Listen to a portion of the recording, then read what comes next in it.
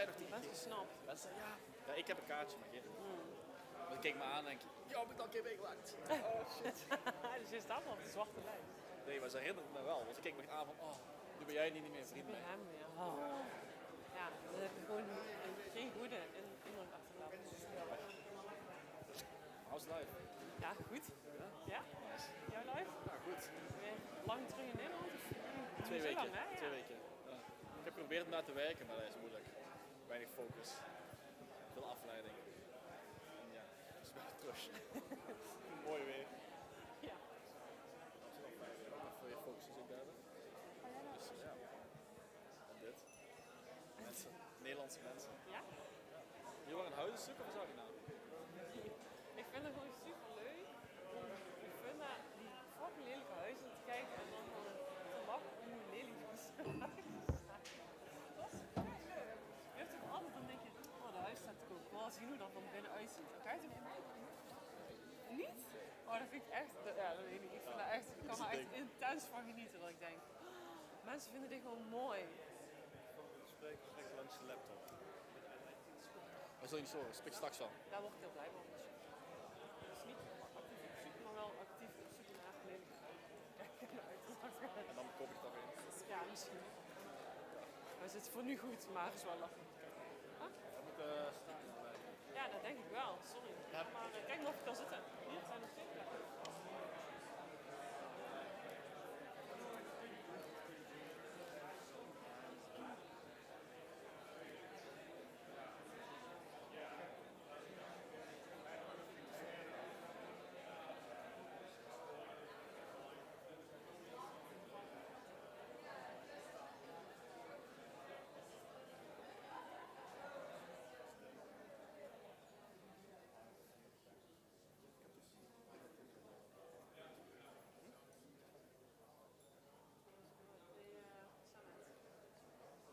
Daar gaan zitten.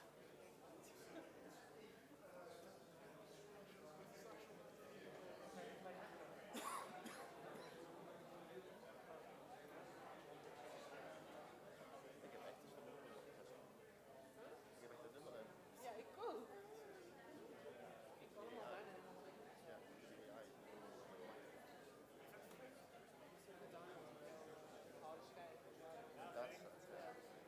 dat is het.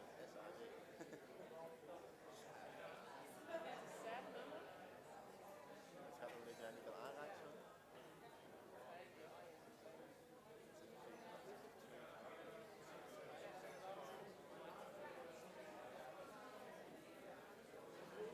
Ja, 2 andere mensen. Ja. Daar heb ik zo al 2 andere gemaakt. Tim is er ook. Voor de eerder ook. Nu? Ja. Were the checks all right? He said he was going to set it up when...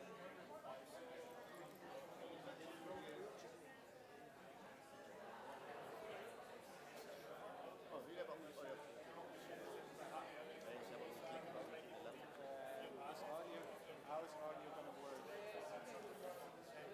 Hier ligt het uit. Je moet het goed hebben daar. Dat weet je niet? Jawel, als je...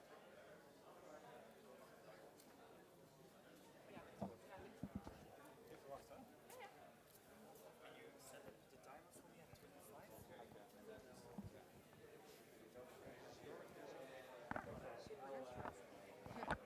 Kan ik elke keer inbreken als ik iets wil vragen? You're going to mind your beers off. En dat vind ik dan... No, definitely. Kijk wel even 25 Ik jaar. ben niet klaar voor. You even deserve more time, but I can't give you more. I can just start to say, I was going to present, but I'm going to give it to Ja, ja.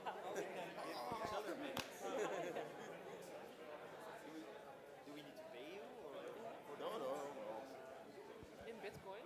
Bitcoin. Find me all the Instagram photos that I made of me. Ja.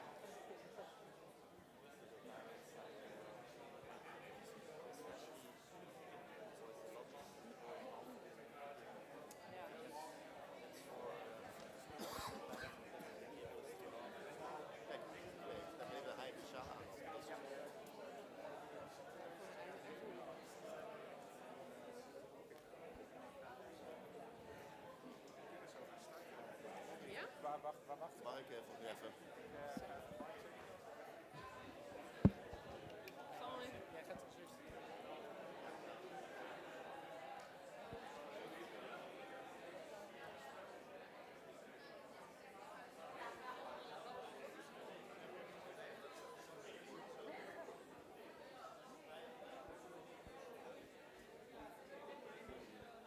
Hi, everybody.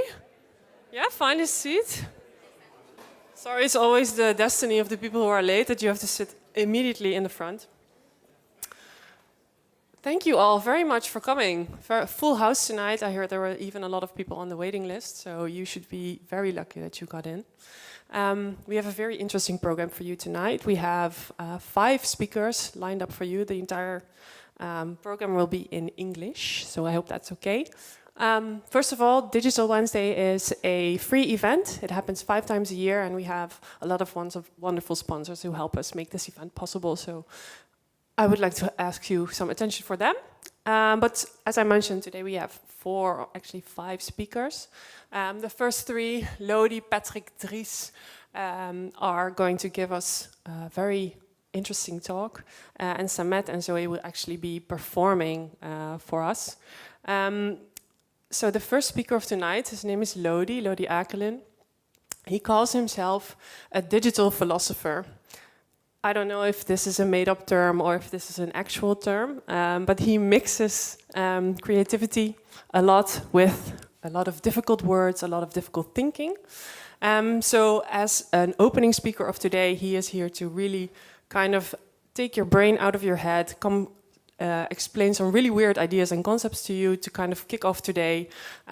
He is, I think, a really good example of someone who's thinking a lot about, is tech actually going to take over, or is there something else that's actually going on or that we should be focusing on? So please give a very warm welcome to the first speaker of tonight, Lodi Aeckerlin.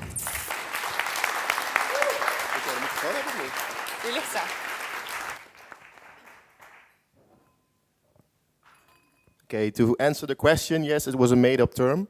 And the benefit of it is I can just bullshit my way and nobody knows if I'm doing my job. So that's perfect.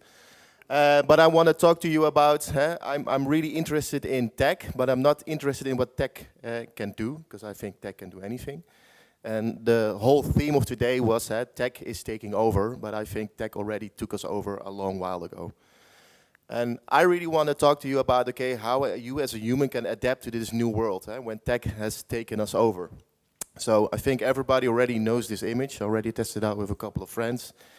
What do you see? Oh, half full, okay. You see?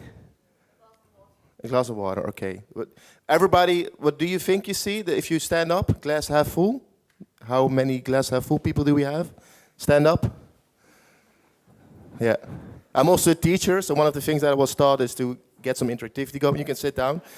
But I want to talk to you about tech. So for me, my journey started 10 years ago here in Eindhoven. I'm currently teaching at the same school that I graduated in.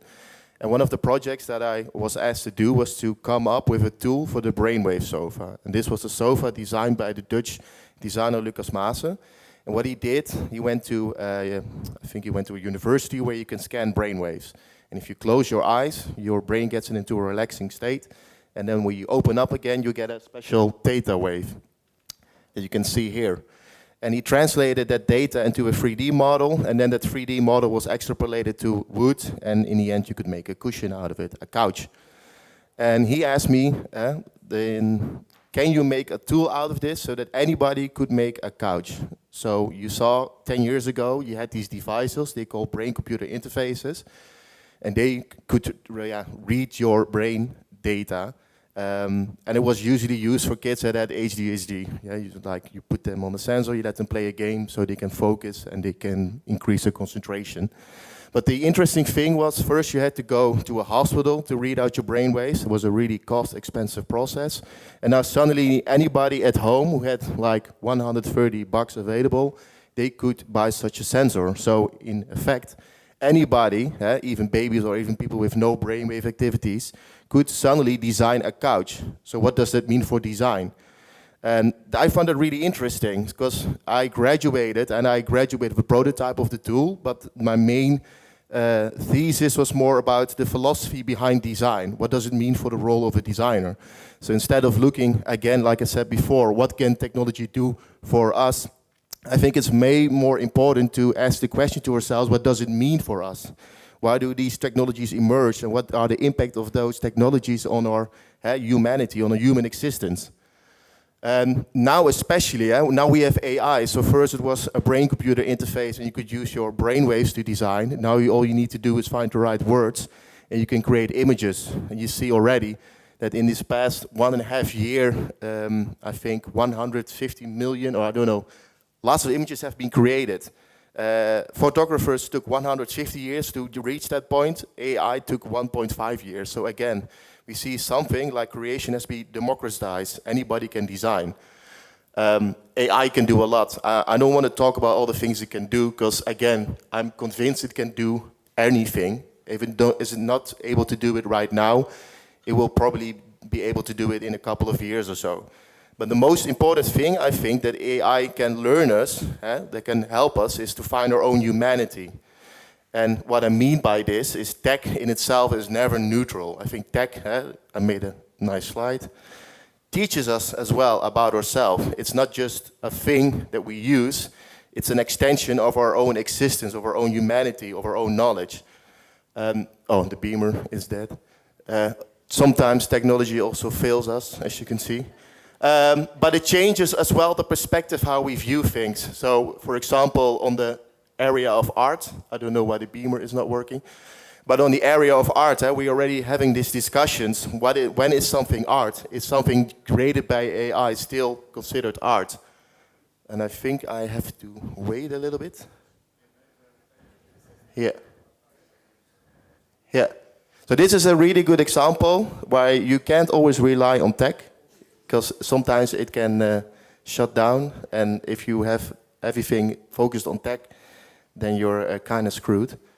I could flip the screen, like I sometimes do when I'm teaching, but I think the screen is a little bit too small. I think, yeah, again, I'm sorry I can't show the slides, but I already have it memorized. But the thing, for example, is about art.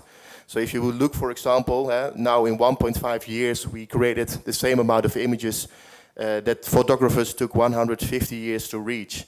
But do you still consider it art? It's the same discussion that we had when you had the bored apes.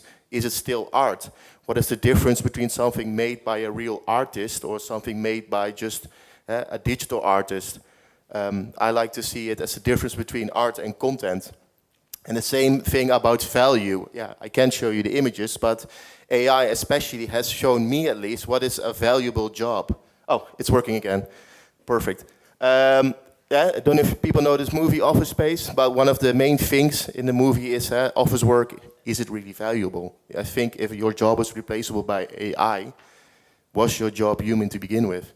Maybe your job was already quite robotic. You can see the same thing with Henry Ford when he made the assembly line. People were already turned into machines. And now people are saying, oh, my job is being replaced by a robot. No, the job was always made for robots to begin with. I think that is why AI is really important to teach us, okay, what are actual valuable jobs? And not only that, it's also about humanity. Now AI is still in the early beginning. Who knows the one on the left? Yeah, I have some really cool people in the audience, I know. She is famous because she acts out as an NPC. NPCs are in games a non-playable character. What you do on TikTok, she goes on TikTok live and you can send an emoji. And it's like 1 cent or maybe 2 cents. And once you send an emoji, she acts out an animation. It's the same in NPC, where when you're playing GTA, for example, or another game, you have characters that are like always like doing one set of animation, and when you talk with them, they start talking back to you. And she does the same, and people give her money. And the funny thing is, instead of embracing her humanity, she's like, oh, the more I act like a robot, the better the algorithm loves me, and I can make lots of money. And this also leads to really funny situations. Again, tech teaches us a lot about ourselves. I think if you're doing something ironically... Overdrive!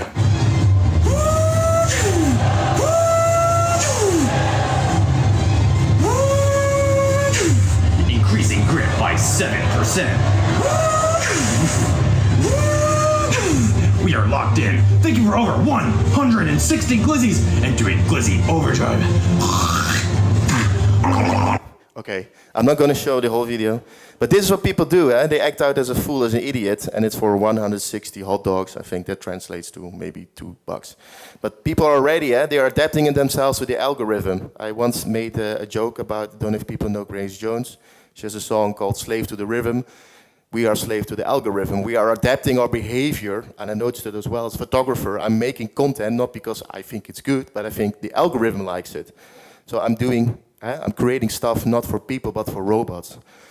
And you see, again, I like to see that people are becoming more and more robots, and robots are becoming more human. There's a good example in the movie Her, where you see somebody falling in love with AI. I think the movie is 6 years old.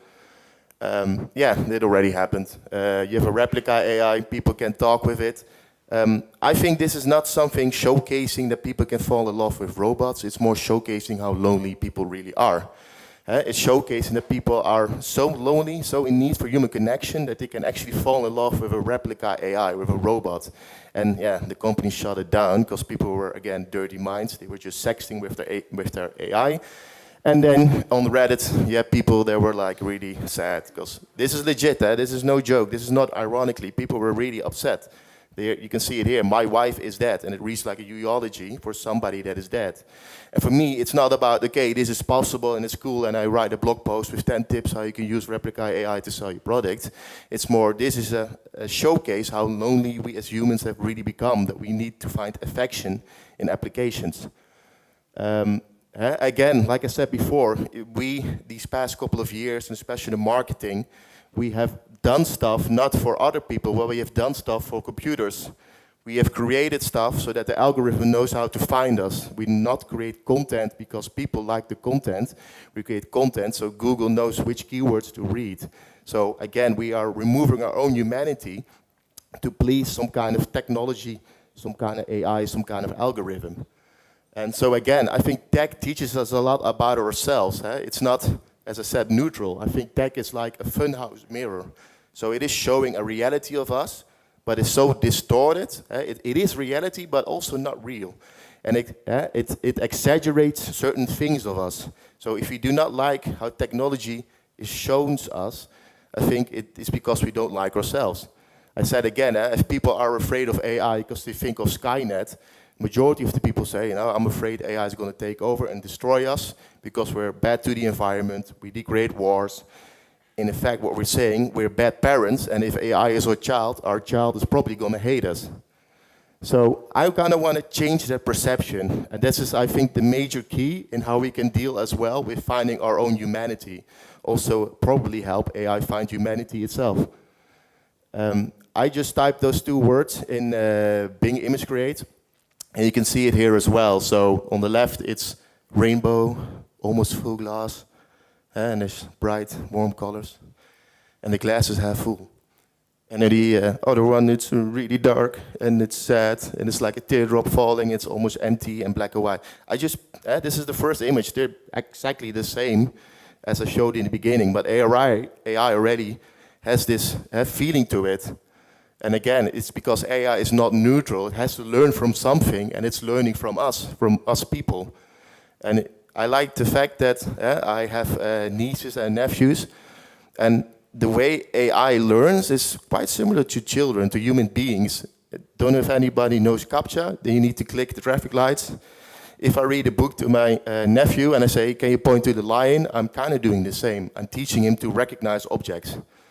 So this is the same method that we're using for AI, that we also use it for our children. But again, a kid has to sleep, it also has to play, and AI can just learn all day long. So the way we as humans are being taught to look at the world is not so different compared to AI. And this is a really good example. This is Narcissus by Christian Mauclair. And he created an AI, and it looks at itself in the mirror. If it plays the video, yeah. So basically what you see, it has a camera built in, and it looks at the mirror and it looks at itself. And what I really find interesting is that it has not received the proper training. So yeah, the video cut out. But it hasn't received the proper training. So for example, here it sees a circuitry board. But instead of seeing a circuitry board, it sees a photo of a city by night. And it's similar again, like how we as people, we have certain data sets, as I call it, kind of clinical. But sometimes you think you see something in the clouds or you see something in the moon. And I once had an idea for a project. What happens if we have two AIs, two cameras, and one of them we train with only negative stuff, like really angry, sinister stuff.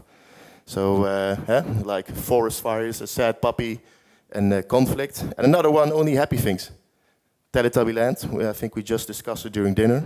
Shout out to Angela. So one negative, one only positive. So what happens if they look at the same thing, something is going to change. The one says, I see a violent blood red apple. The other says, I see a cheerful bright red apple. And what I really found interesting about this method, how AI looks at the world, is also the same to human beings. If I grow up in a really nice environment with loving parents, then the world that I see around me will probably be a positive one, will be a happy one. I see better and nice things. And if I grow up in a world that has much more conflict and more sadness, then this is probably also how I look at the world. So this is a thing tech already teaches us. The data set that we have determines the way how we look at the world. Humans are also not neutral, but our unfortunate effect is that our data set, we are trained by upbringing, culture. We don't always have control over it. That our parents have that oral culture. And this is also why it's really important to look at the world from this perspective. So if I see this, it can be a protester, it can be a rebel, it can be a hooligan, it can be a rioter, it can be a terrorist, or it can just be a bottle-throwing enthusiast. And I'm going to make it even more interesting. What do you see now? And what do you see now? So this is how you can see already, the things that we are being fed through the media or through other things really change how we look at the world. Same like AI. If I only give negative stuff to AI, then you see a negative view of the world. And it's the same thing that is happening as well with us. We're seeing lots of negative imagery in the news. So what happens? We become pessimistic, we become nihilistic, and we start to see only the bad things in the world because our data set, again, is being tainted by negativity. So again, it's not that you always need to look with multiple perspectives, but more that you need to become aware of the existence of them. And I mean like this, we became computers. We have really binary thinking. We have good and bad. I'm just going to say it. The conflict between Israel and Palestine is not, if people say pick a side, that's binary thinking. I can't pick a side because it's so complex. Again, I wish it was that simple. It's the same thing with gender. Again, you see as well, technology enables us to change our own identity. Technology is shifting the way we look at the world. It's shifting the way how we look at gender, man, woman. But now suddenly, the more technology advances, the more gray that will emerge between the two. The same thing about protests. When is something a protest? When is something a riot? When is something an attack? So that's what really interests me. And I think the most important thing to really get that going is to enrich your own data set. What I mean by this is the more perspectives you gain, the more dimensions and depth you get. Again, I'm a philosopher, so I'm getting really out there. But what I mean by this is if you look at the world from one perspective, so imagine if I would stand the whole time like this, you would only see this side of me. And if I would stand this, maybe you see 2 dimensions, and I'm going to move a little bit, so you see more dimensions. But again, you see it here as well. So instead of one-dimensional perspective of life, you can enrich it. The more viewpoints you have, more perspectives, the richer the world around you becomes. And especially as a creative, this has helped me a lot in solving issues, in solving challenges. So for example, don't know if people are familiar with lateral thinking, but it helps you to really come up with creative concepts.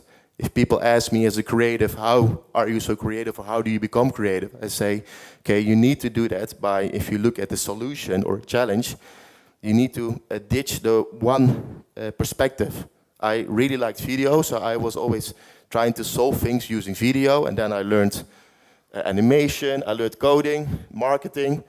But if you have all these vantage points available, then you can find the right solution for the right problem.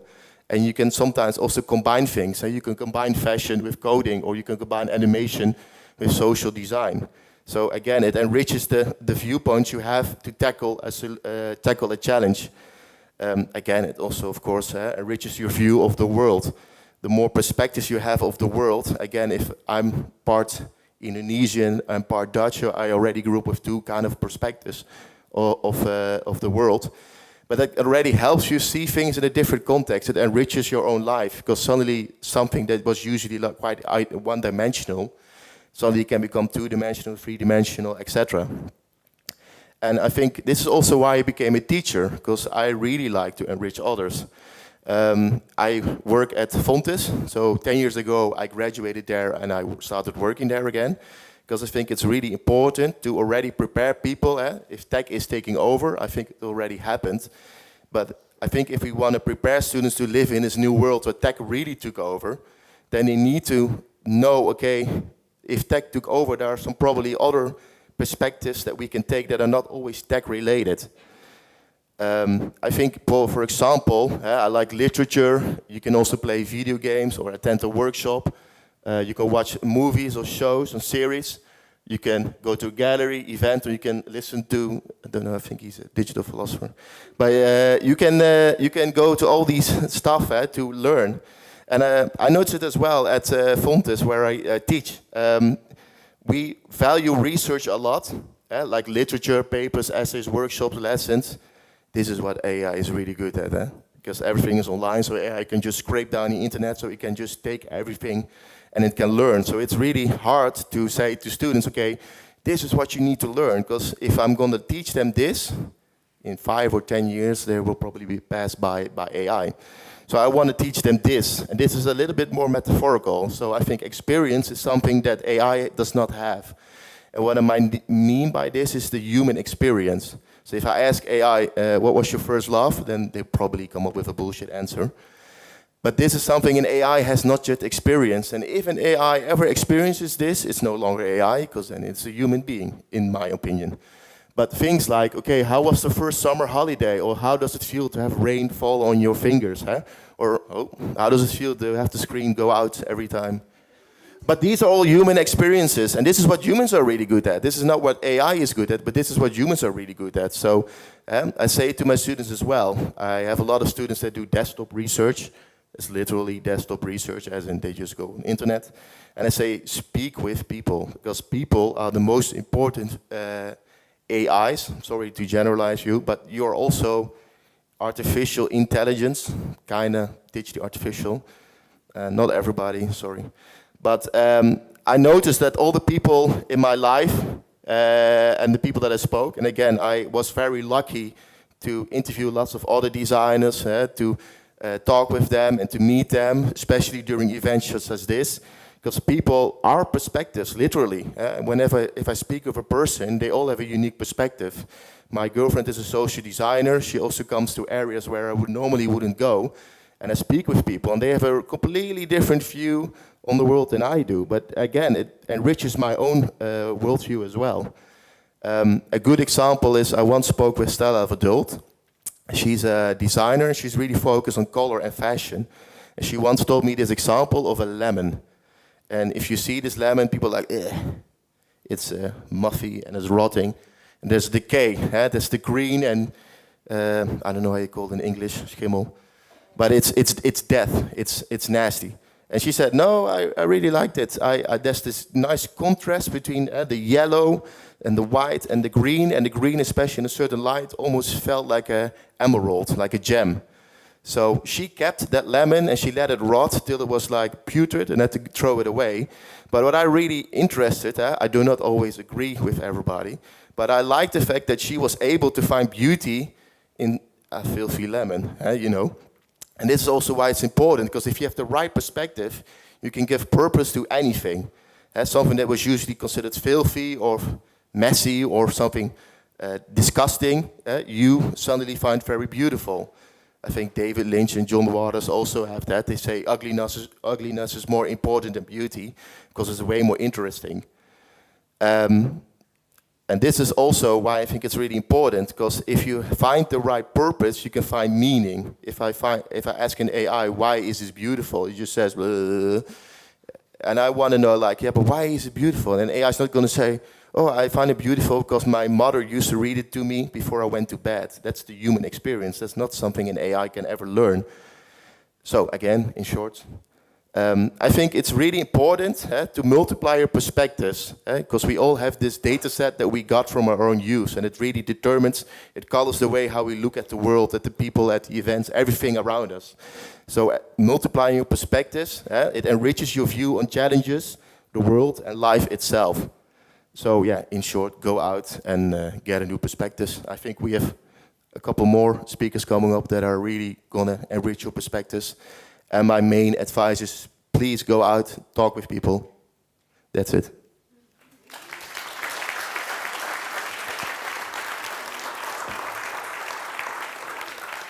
Hello. Thank you, Lodi. Patrick, can you come up here to start preparing your technology? So hopefully things will go smoother the next one. Thank you for kicking off like that, Lodi. Does anyone have any questions? Because then I will come to you and you can speak in my microphone. Oh, that was very intimidating, I guess. So you said you went back to teaching. Yeah. Because you think that the way we teach also has to change. You touched upon it a little bit in your presentation, but can you give a concrete example of how you feel the teaching systems should change? Well, I have another friend of mine sitting there in the back, Kevin, raise your hand. He has a minor, for example, and it's about helping people using motion and sports. And they had to solve an issue, I think, for a woman who was confined to a wheelchair. And they were just researching everything on paper, and we were like, just have you spoken to somebody who actually is using a wheelchair? Because they probably know the most how it is. And they did. And one of the insights that she gave was, I like to go, she said, I like to go shopping to Den Bosch, but it's a really, how do you say it, non-accessible city. You have all these, how do you say, cobblestones, kinderkopjes. And as a wheelchair person, it's hell. I like the city, but it's hell. And then they came up with a solution. Why not just add a wheelchair icon to the Google Maps so people can navigate using, if they are disabled or if they have to use a wheelchair, they can just navigate. And it's a win-win, because if I'm not using a wheelchair, I see it in Google Maps. I see, hey, wait a second, that person, that group exists. And people that are actually part of the group are actually helped out as well. And this is something that only happens when you speak to your target audience. I'm from marketing. What we do is we say, oh, we have Facebook money, and then we make a video, and we put it out in the world in the hope that people are really interested in it. And we pay lots of money, so lots of people see it, and then hopefully somebody is going to be saying, oh, that really touched me. So I think we need to flip it around. We need to speak more with people, especially if we want to, if tech is taking over. I think I see it almost like a party. Let them sit in the corner, tech, with all the other tech bros, and then the people are having a nice party. Yeah, I think that's the best way to go with it. Sounds good to me. Yeah. Yes. So you said that people are good at experiences, and also you brought up the example of people falling in love with their AI, like the replicas and everything. Why do you think that people, instead of talking to just other people, which is like really basic, right? You find the person you talk to it, they prefer to target their, or like direct their loneliness towards Because it's scary. to talk to people. Yeah, I'm also standing here. I'm going to be honest. I was also a little bit scared, but that's the real thing. No, but okay. that's the real thing. People are scared. It's yeah. Again, I think they're too afraid. And again, it's like a, how do you say, a spiral. The less you speak with people, the more afraid you become of them. You never gain the social skills to speak with people. So the more afraid you are to do something wrong. So then, like, go speak to people is actually very difficult to achieve. It's like, it sounds, just speak to people, just do it, but it's... Yeah, well, you are already here. Again, I know I can't change the world, but even if I change a little fraction of it, I'm happy. So it's all about the right perspective. And we have network drinks after, so you can talk to each Alcohol other. helps as well. Does anyone else have a question for Lodi? Yes. Have you done any research on how people talk with AI or how people address with AI? And more specifically, do they say thank you? Sometimes I'm really happy with the answer and I feel like saying nice. Yeah, some people do. I had it in a previous presentation. They once did research to people that worked in Afghanistan. and they were using robots to disarm bombs and mines. And there were moments when they were too afraid to send the robot, because they actually gave it a name, and they fell not in love with the robot, but they saw it as a pet. So they were like, send me to the bomb, not my robot, because I know my robot is going to die. This is real. And this is also a nice, again, what tech teaches me then, in that essence, that people are really good in finding the humanity in things. If you saw WALL-E, it's just a robot, but I think there are people who cried at WALL-E. I mean, yes, I think this is what makes people so unique, is that we are able to find humanity in anything. I think if I would make a video of this chair and I would treat it as a human and then I would kick it, you would be feeling sad for the chair, but it's just an inanimate object. Yeah, I would feel sad, but how do I actually address? So more on a normal user, daily user, not a high-end user, let's say. Then, yeah. Again, I still need to think about it a bit. Well, you can think about it. Thank you so much, Lodi. So if you have any more questions, Lodi will still be hanging around here, and you can find him at the borrel. And then he is very approachable, so please don't be afraid of him. Thank you very much, Lodi, for your talk. I forgot to mention my own name because I was really nervous to start. My name is Angela. I'm your host for tonight.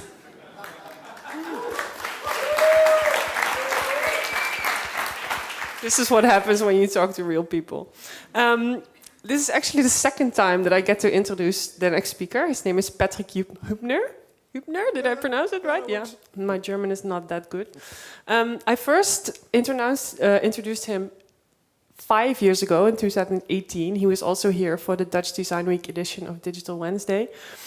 He was one of the first people to talk about creative algorithms and generative design. And 5 years ago, I didn't even know how to pronounce it. I did not have the faintest idea of what generative design was or generative AI. Nowadays, pretty much everybody knows about it. We talk about it. There's 1 million articles being written about it and by it. So Patrik has really made this his whole life, basically. He was one of the first people to start exploring what you can do with it. He's, in the meantime, won more than 30 awards. He works with the biggest brands of the world. So we are very lucky to have him here again 5 years later. So please give a warm welcome to Patrik.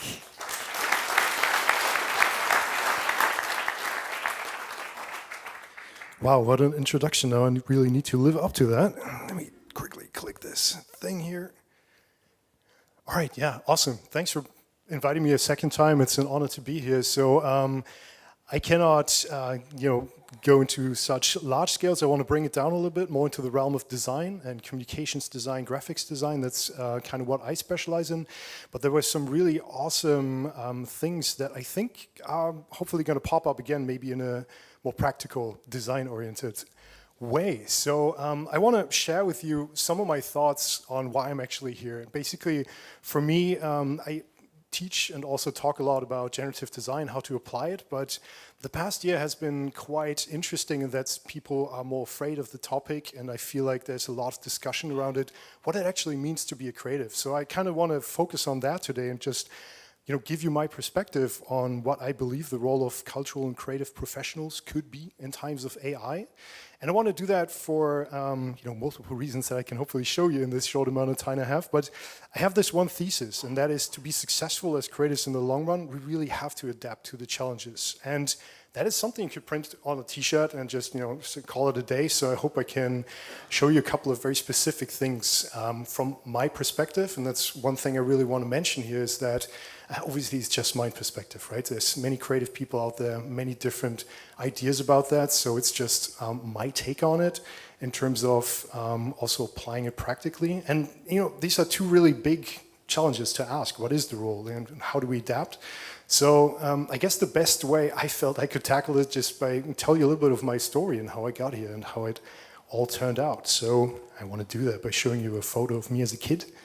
Back then, that's my first computer, and my dad gave it to me in, kind of exchange for foregoing 5 years of Christmas and birthday presents. So I gave that all up just to get that computer. And for me, it's something that really changed my life because I quickly felt this kind of slab of glass and cheap plastic was something that if I was only smart enough, if I would only spend enough time with it, I could basically do anything with it. And obviously, I don't know, that was also young me, doing these big thoughts, but luckily that wasn't the only thing I did, so I got more into programming, etc., but also discovered all the other beautiful creative things this world has to offer, dabbled in music, taught myself instruments, did some really bad writing, and photography and whatever. So all of that, like this kind of perspective on computers and programming, but also the other amazing creative things I discovered led to one thing. And that is kind of that at an early age, I felt like I started to question the status quo. And I also grew up at a time where the internet in the 90s was becoming more mainstream. So kind of the question of who is a gatekeeper to knowledge, right? What can a single person actually achieve? During those times, a lot of software was still created by just one person or very small teams. And kind of just this idea of also realizing that the world was becoming more and more mechanized, right? All of this also meant that I could see kind of my own artifacts. So that computer I told you about obviously was outdated before I had paid it off, so that also taught me to never loan money again. At some point I had to also earn some real money, not just think about these things, so I kind of co-founded a design agency back in Germany, which grew from 3 to 50 people, and we specialized in combining branding and electronic commerce at a time where that was not that easy to do.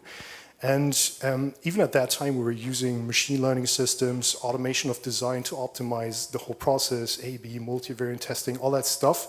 So basically, we were already presented with a lot of the challenges that automation kind of poses. And for me, that was something I was always struggling with to a degree, because it always meant you can never stop. You always have to, take one step further. You have to be quicker than, all those people out there who are also kind of doing the same thing. And at some point, I also just, felt a little bit bored, kind of always doing the same thing. And just a quick fast forward today, because this has always stuck with me, like these challenges of automation. And nowadays, I also teach generative design and artificial intelligence in Munich, and I ask my students the same thing, like what is driving you? What are you afraid of? What's your outlook on these things? And I feel like they kind of feel the same thing. It's, the world is becoming more complex, things are moving quicker, it's hard to keep up, and there's also this need to always challenge yourself. So if I break it down to two things, I would say, one of the really big challenges we all are facing is this competition. And it's not just from other people, but it's also increasingly from machines. And the second one is constant change. I mean, it's kind of like what defines our lives nowadays. Things are getting much faster, and kind of the idea of disruption has already become somewhat that is kind of mainstream, right? It's just normal to always disrupt and be faster. So for me, that's not necessarily a bad thing. I'm an optimist, so I'm a glass half full kind of guy, because I also believe that we are at the best time ever for design, because the field of work and the activity that we as designers have is expanding rapidly. So be it the metaverse, AR, VR, media installations, the internet that you surf, social media, all these kind of technologies we use, these are all spaces that we get to design. And I think it's really, really important that increasingly, these are spaces that we need to make sense of, that we need to explain to people, that we need to actually give a certain meaning to. And that's something that I think in this breadth has not been the case before. So for me, that's a huge chance, because I think design makes things tangible. Things which are before just inanimate, just technologies, just things, we kind of get to help people make sense of them, get an emotional connection to it. I guess like if you look at the past, whatever I'm showing here is slides, but really the technological and societal changes that we see are always reflected in the designs and product designs of their time. And I think if you look at these, you will all have a feeling towards these things. And these are not, they didn't randomly arise. They were designed, they were made by humans, by us. And one thing I really try to focus more on is also that increasingly it is about kind of helping people communicate and make sense of things, really to mediate between the different groups we have that are, I guess, more talking about each other than with each other.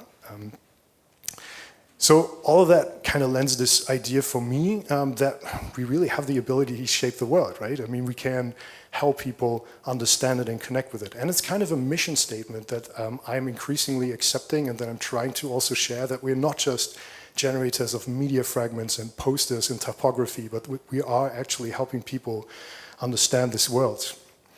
But the problem of this is that I think also for designers, it's really difficult to comprehend the increasing complexity of the world, all the technologies.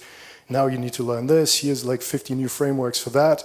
So what do, right? I mean, how do you tackle those problems? How do you tackle those challenges? How do you actually keep up? How can we keep up? And I could talk hours, but I only have a few minutes here, so I want to break it down to one thing, and I think it's understanding the core idea of computational thinking. We heard this idea of increasingly becoming robots, and it's also the kind of notion that James Bridle kind of poses when he defines that term in his book, The New Dark Age, that he says if you understand the world more as a system, you tend to also become more of a robot. But for me, again, I'm an optimist, I see it differently. I would say that if you understand the world more as a system, you gain a lot of new perspectives, a lot of new insights. And the world is something that can actually become more of an influential part into the work of design and what we do with it. So I would say that it's not a matter of really changing our specific actions, learning the new framework, accepting the new, I don't know, AI into my life, whatever it is, but it's more generally changing the way we think. Because you could argue, and we already heard it, that machine learning and artificial intelligence, if not now, definitely in the future, is always going to be faster than us. So we cannot compete with it on, you know, the action kind of level, but we have to understand how it works. We have to appreciate it for the technology it is. And I think it's really important to be able to anticipate what comes from it, how we can work with it, how we can integrate it into our work. So these are all big words, I know. I'm coming to the specific part now. So there's three things that I feel like if you take a photo of that later, maybe check the live recording again. If you incorporate that into your kind of thinking, your work, it's going to open up quite a new realm of perspectives. And the first thing, I already mentioned that word, right? It's systemic. It's a big word, but it's not difficult, really. It just means looking at our environment, at our world, and understanding it not just through our heart and through our emotions, but as something that we could actually express as rules. I don't know why I'm getting a bit of feedback here. Sorry for the beeping. So something that, if we can describe it in words, if we can put it into rules, then we can actually share it with other people, but we can also share it with a machine, and that's a really powerful thing. So just looking at the world, looking at the patterns, I don't know, flying birds, you know, I don't know, the weather, whatever it is, and understanding it not just as something I have an emotional reaction to, but that I can actually put you know, words as rules into is definitely a very powerful thing to start with. Because then I can use it in a programmatic way. I can actually use it in a way where I kind of utilize that rules and explain them to a computer, make them usable via an algorithm, and thus kind of detach myself, right, as a person, creating that individual solution, but kind of creating a space where we can find solutions. And there's a Swiss graphics designer called Karl Gerstner who already in the 60s dealt with that question, and I'm going to read it, but he said, instead of solutions for programs, programs for solutions. And I think that's a really elegant way of putting it, though again, you have to think about it for a second, but he says, I don't want to create that individual solution, but this whole program that can create multiple solutions. And I think that's a really interesting way that resonates a lot with what generative AI promises, but I think it goes way beyond those things. Because if you combine these two things, you end up at this crazy term of generative. And what it kind of means is just as you combine these systemic and algorithmic ideas, and you make them usable, you can actually put them to work for you. Yeah? You can create kind of anything out of it. And kind of specifically, for me, stage ideas from a fresh perspective, right? By focusing on certain elements of our environment and kind of making them the central part of a design of a project, you can actually get people to look at them freshly and differently. So for me, that were a lot of big words. Let's get back to little Patrick. music's always been an influence on my life, and it wasn't my limited musical skills that kind of helped me get out of the agency that I was getting somewhat bored of, but it was that I was invited by an music collective who said, like, why don't you join us to create visuals for our music? What if you took, like, I don't know, what we do and turn that into pretty graphics? And I was immediately hooked, after work until, like, I don't know, 3, 4 in the night. I was coding away every day. And I'm taking that example to give you like a very practical idea of what I was doing, right? So I was looking at music as a system. What is music? It's sound over time. It's a very, unromantic definition of that, but it's obviously the spectrum, loudness, volume, notes, frequencies, but it's also heartbeat, it's emotions, people dancing and getting together. It's all those things, right? And the more I looked at it, the more I kind of discovered. And that was just music, just this one thing. But I kind of started to ask myself, how can I turn that into a program? What could happen, right? And in the very end, if I combined all of that, and that were generative visuals, right? Things reacting in real time to the music as they were playing it. So that's kind of the formula, that's kind of the core idea, but as simple as it may sound, really, the more you look into the world and the environment, the more you're going to discover, and the more you're going to find that you can do. So that's exactly what I kind of did, right? I looked at all the other things, and I started asking myself, okay, what would happen if people kind of got to control those systems? What if I wasn't the one doing that? What if I increasingly tried to visualize the actual formulas and data sets in the background? What would that look like? But also, what if I tapped into physics and all these other natural processes to drive systems? What if I combined interaction and these complexities with typography? But also, what would happen if I wrote systems that all have the same starting point, but they all get to play their kind of lives out differently? And I was also really interested in humans, because that's, in the end, what design is about, right? It's about people and connecting with them. So what are people as surfaces, as controllers, as people being part of the system? But also, where are the limits? What can you not do? I don't know, with faces, when do things become ugly? Is that possible? And also, really, like, what's on the surface, but also what lies beneath it, right? If you look at people as something which is more skeleton. And also, really, how do you make things tangible? How do you get people to connect with this world in different ways? Can you feel it? Can you touch it? What happens if you can't? So all of these things were really, really intriguing. And wherever I looked, I started to find like new influences, new ideas, new possibilities. So kind of that led to new beginnings. For me, I started putting on these new pair of glasses, and wherever I looked, again, I saw these interesting influences, I saw new opportunities. And I tried to sell that to my business partner, because I was all hyped, but he was like, nah, just do your music thing, and let's do what we already did. But I felt like I really needed to do it and kind of use it for communications design. And there are two things I feel like what the spectrum of this is. And on the one hand is what I already mentioned, that you can use it for storytelling and really connect people with content in a different way.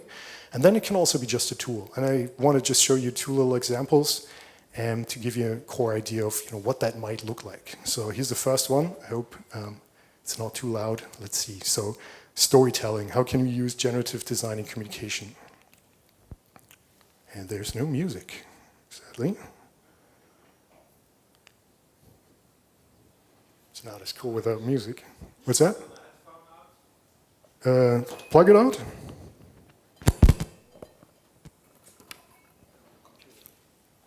You have to default select it. Headphones. Right. And not external. Yeah. Okay, cool. Let's try that again. In the summer of 2021, 100 Thieves accomplished a feat that had been 3 years in the making. We were approached with a new and creative way to commemorate this team's championship win, and potentially even other teams and accomplishments in the future. Which is why we're excited to showcase this new, one-of-a-kind geoprint pattern. It's called the Champion Print.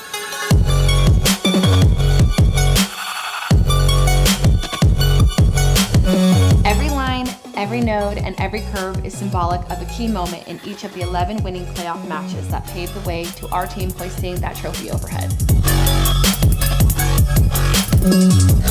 From team fights to dragon kills to to Baron buffs, all the way to Nexus explosions, it's all meticulously mapped out in 11 geoprint islands. I can't wait to show you guys the first implementation of the champion print, which you're going to be getting a peek at very, very soon, so stay tuned. You're actually getting that peak right now because it's a project that was done last year.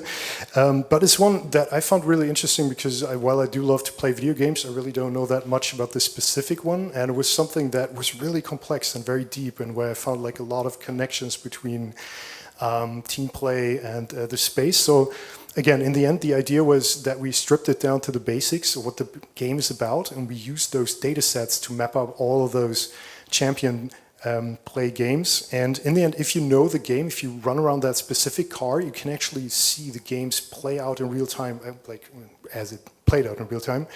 And you know, where people came together, what they did, etc. So for me, that's if you're influenced by this game, you can really see that story unfold through the design. And that is something which is both, in this case, possible to do in like frozen in time, because those games have happened, right? But you could also do it for any future games. So again, that's what I mean. I didn't create that specific design for that car, but I created a space that could create designs for all future games that are to come. And then on the other side of that spectrum, if it's not the story that's in the focus, you can also use that as a tool that is not as, let's say, crazy anymore as it used to be, but it's still something that I want to point out because there's beyond generative AI a lot of use cases, and I just want to show you a very short video of how I have applied it in one case, for example.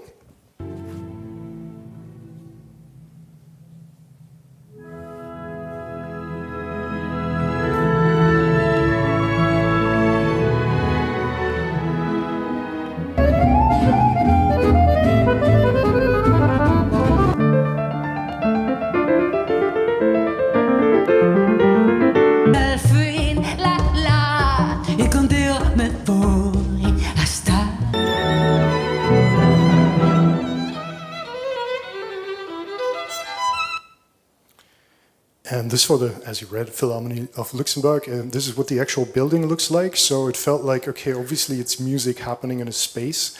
So just bringing that as a very practical design system felt like an elegant and easy solution, especially because the team at the Philharmonie in Luxembourg, I guess like everything in Luxembourg is a bit small, there's really few people and they have to do a lot of work. So in the end, we created a system for them that they can easily use and create all kinds of graphics. And it doesn't stop at what you saw, right? At the top left, you see how everything is based on that individual music by that artist, right? All the little patterns, how the graphics are shifted, all the animations, they're all based on the combination of the geometry of the actual place where it's happening and the individual music. And for me, still, that's like, again, looking at the elements in our world, combining them, we already heard that, and seeing those perspectives and actually giving them a very tangible graphical form. So for the last few minutes that I have, I want to share with you two actual practical approaches of how I believe you can approach that. And again, keep in mind what the role of us creatives can be in times of AI. So the first thing I really want to point out is that I believe it's important to team up with other people, but with machines, because you could argue that the most diverse, the most interesting results always then come to fruition if you bring together different perspectives. And the broader they are, the more interesting they become. So in that regard, I would at least ask everybody who's afraid of AI why you are actually asking if the machine is a competitor, why you do not see that as a partner. Because you could argue that you know, there's hardly any bigger difference between humans and machines, right?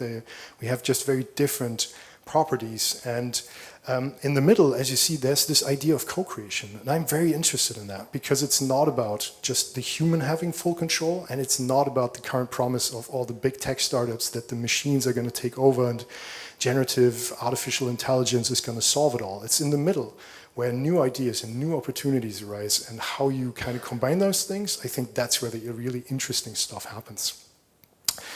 And just, I don't want to go into too much detail, but I just want to point out that, you know, this kind of idea of artificial intelligence is nothing more, but also nothing less than the possibility of throwing in form and data and extracting rules from it. That's incredibly powerful, but it is also just that, right? It is nothing more than the possibility of extracting meaning from unsupervised content. On the other hand, you have a bit more the traditional way of programming where it's a little bit different, right? The rules, I wrote the rules for example, how music is interpreted. It was an AI. And I throw in data, the music set, for example, and it generates forms. So, I mean, these are you just flip things around a little bit in these things. What I like to do is I do not use artificial intelligence primarily and only, but I kind of use that to combine it with more traditional approaches. So by being able to extract meaning from data sets, I can, for example, extract emotional data from text. I can ask, is it a positive or a negative message, right? These things weren't accessible before, at least not as well as they were. But again, this is for me the kind of formula of how I see it and how I see it going into the future. And there were a couple of things I was going to say that I'm just going to quickly mention because I had this year kind of the feeling that a lot of agencies weren't necessarily reaching out to me anymore because they all said, AI is the solution. We don't need generative design anymore. But there are a couple of things where they're coming back. And it's really the problem that the output is kind of limited to like one dimension, right? Sound, video. While what I showed you here is real time, it's interactive, it's running dynamically. It is kind of the thing that we want it to be. It is more predictable in terms of we can actually tailor make it to exactly be on brand and the way we want it to be, always and all the time. We can also make it free, but it's for me something which makes it more ownable, more controllable. There are different use cases for me, especially the storytelling part is the one I really want to emphasize. It's the one where I feel people have the largest and biggest connections to topics. It's really if there are stories involved. And while AI may dream it up, I think it's just a different kind of meaning, as we already heard. And then there's this idea of the interface itself, like do you type in a text and get a result? I mean, everything I create, it can be whatever we want it to be, right? It's more tailor-made and it's more dynamic. So that's also something where we're not all using the same approach, but we're using exactly the kind of approach, right? So this is also something very practical that designers can and should do. And the other thing is just that I think it's really important to wake up in terms of that there are new perspectives, there are new paths ahead. I just showed you a very few, but with these increasingly more interesting spaces that come together, that live in our phones, in our pockets, on our heads, wherever, I think there's just incredible opportunity to do cool stuff. I'm sounding like I'm selling you something here, sorry for that. So in the end, it's like really how can our ways of thinking, how can we use that to shape the future, right? And I think it's important to not, again, think about that as people who create just posters or graphics or typography, but as people who connect and bridge those sets of information. And there's one thing I really want to share because I think it's so important is that we need to find new mindsets in this technology-driven world. There's a wonderful book which kind of focuses on this idea. And it kind of says that art and culture provide forms of reflection that kind of people from scientific backgrounds don't necessarily can. And I think that's a really important aspect. By only leaving it to technology, only to kind of computer science people, for example, I think we lose a lot of narrative and a lot of potential and a lot of interesting things.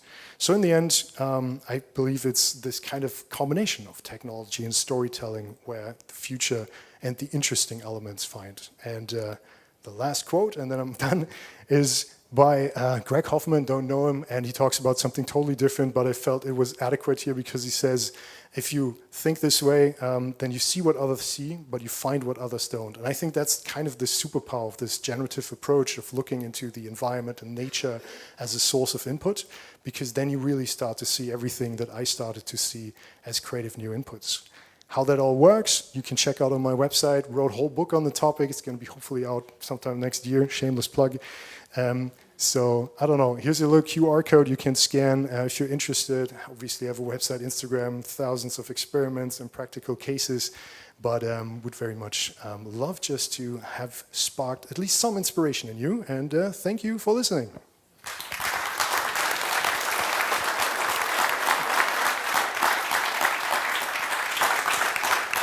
Thank you very much, Patrik. I don't know if I won the slide competition. I think he had slightly more. Yeah, but then half of the slides were lost, so it's okay. Yeah, so just click through it. 50% of them went away. Does anyone have a question for Patrik? Again, yeah, that's fine. So, as a creative coder, you program, you create rules. Do you find yourself in the need to remind people that your work is not done with AI, image generating AIs, but with code? Do you feel that need or no? Yeah, absolutely. I mean, I guess like that's also what the talk was about to a degree, because again, in reality, really, agency work was actually slowing down this year, and I think it's because a lot of people think that they can now solve all those problems, but to me it feels like in a lot of ways, at least as a shortcut, that doesn't really generate any meaningful long-term results. So indeed, it is about this kind of mindset and really reminding people that just putting in something into a text box and being able to create a good prompt is only barely part of kind of what we do, really, right? And yeah, so indeed, the biggest challenge I actually have is just getting this kind of mindset out to people and creating more interesting projects with that, I guess.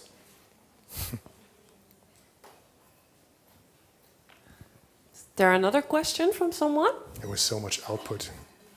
Yeah, I think you blew them away with all your generative designs. I really like the... Otherwise, I'm still here for a couple of beers, so hit me up with questions later. Yes, he was drinking non-alcoholic before, so now he's looking forward to an alcoholic one. Just so one. If you stand between him and the bar, I can't promise. No, he will also be sticking around, so if you want to learn more about any of his projects or any of his ways of thinking, then please stick around for a little while longer. In the meantime, behind me, Dries is setting up, Dries Depoorter. He's a very famous Belgian artist. And while we have seen a bit more digital designs in the last few talks, Dries is one who is actually combining analog with digital, so tech with human design. He creates tangible things as well as non-tangible things. He is a very famous expositioner. He has been on South by Southwest. He does a lot of TEDx talks, and he was expositioning at the Museum of Modern Art as well. I was going to give you an example of one of the projects, but he actually asked me not to, because then it would take away a lot of the fun. So I want to give the word to Dries while I stall a little bit longer for the technology to work.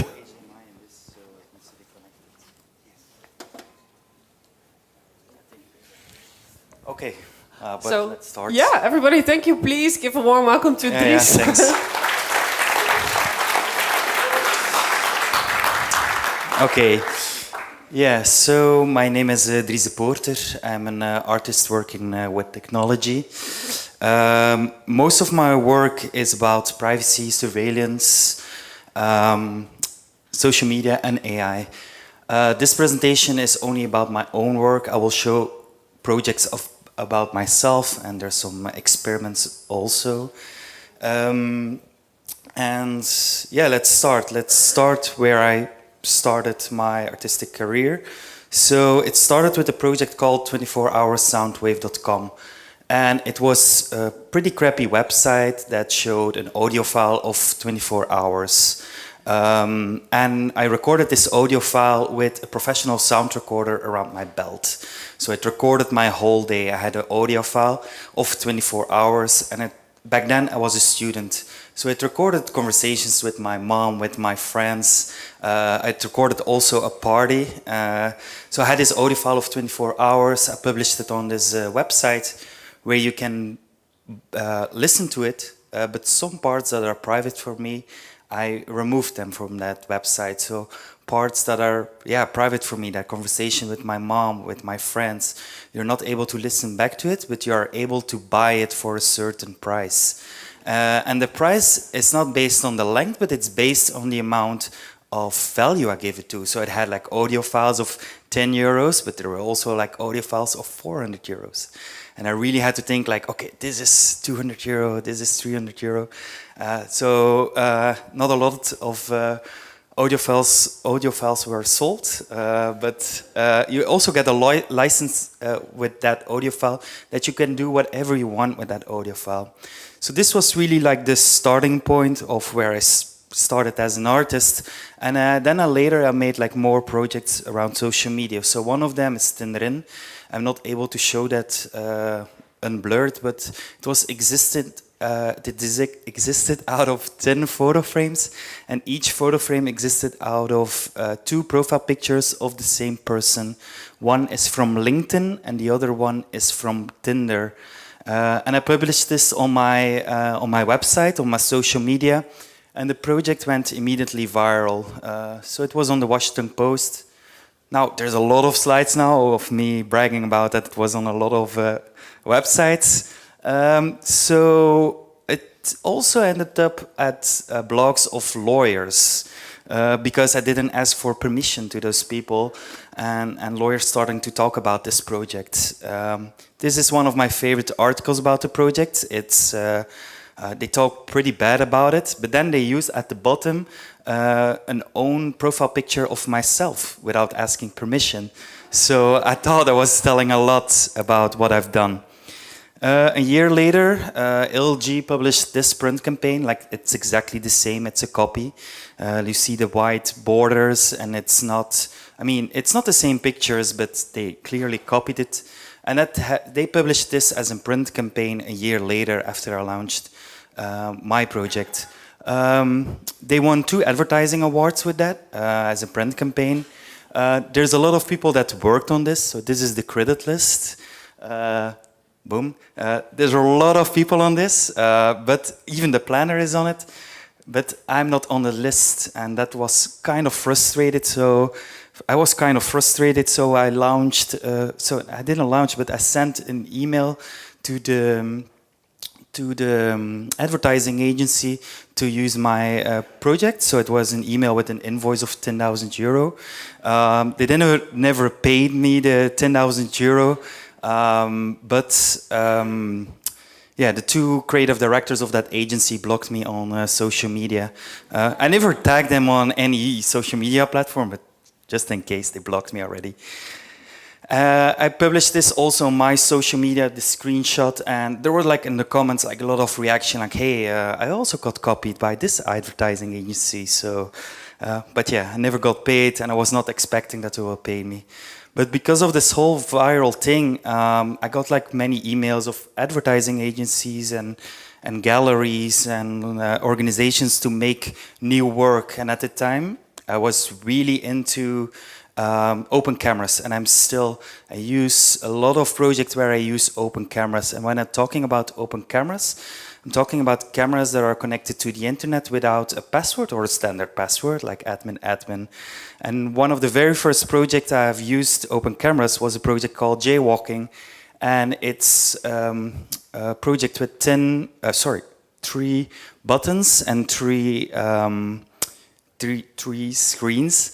And on the 3 screens, you see live footage of surveillance cameras that are pointed to crossroads. And I made software with the help of AI. I made software to detect if a person is jaywalking. So if someone is crossing the road when it's red. If the system finds a jaywalker, it asks the visitor this question: would you like to report the jaywalker? And then the visitor can press the emergency button, and it will send an email to the closest police station with a screenshot of the jaywalker. And in attachment, you have as an attachment, you have a screenshot of the jaywalker, and this is how the email looks like. And it's only an email address that only exists for 10 minutes. A few years later, I made a project called Jaywalking Frames. And it's a wall of 22 meters with more than 1,000 photo frames of people that are jaywalking from all over the world. So people can watch it, but people can also buy it in the gallery. And the price you pay for each jaywalker is the same as the fine in that country. So the price tag is on the frame. So this time the money doesn't go to the police, it goes to me as an artist. So this is a bit of the software. I'm a huge fan of Python. So some ending up in a gallery, some are ending up in my web shop. I do a lot of, I call them internet projects, and it started with a project called punchmoney.gallery, and I made a small video about this. In 2012, Andrew Shannon seriously damaged a Claude Monet masterpiece hanging in the National Gallery of Ireland by punching it in front of stunned art lovers. In December 2014, the story made international headlines again as he was sentenced to 5 years in prison for his actions. This shocking act of violence drew mixed reactions on the internet. While most agreed that attacks on artwork were terrible, some felt strangely attracted to this surprising and unusual incident. We have to admit, we shared this fascination. Introducing punchamonet.gallery, a browser-based 3D game where you can virtually punch a Monet painting. Visitors find themselves in a gallery space similar to the National Gallery of Ireland.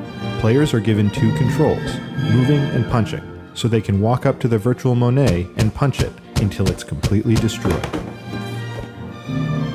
As the painting is repeatedly punched, a running tally adds up the dollar value of the damage being done. The simulation clearly struck a nerve on the internet. Tens of thousands of people chose to experiment with violence against art, resulting in a total of 200,000 players after the first week. More than 50,000 people shared the project on social media. For some, virtually punching a priceless artwork was cathartic, a chance to explore a taboo behavior without doing any real damage. The project was featured on a number of important creative and art outlets, and by prominent gaming websites such as Kotaku, Killscreen, and Game Trailers. Try it now at punchamonet.gallery. And that really, then I started making more online projects. One was a scratch kit. It started in my web shop, but it's a scratch kit where you're not able to win money, but you are able to win up to 25,000 fake followers for your Instagram and Twitter account. And you can really win them. I will show you later how that works. So it started in my web shop and then went more physically. So now I have those, I think 3 or 4 of those vending machines where I sell them in galleries and art organizations. They sell pretty good at Instagram museums and online, of course. I made an update about this project and it's called Quick Fix. Quick Fix is an art installation that makes it possible to buy likes or followers in just a few seconds. This is how it works. Choose your product, pay the cost, enter your Instagram username, and you're done. You will have the likes or followers delivered in just a few seconds. Check your phone and start celebrating success.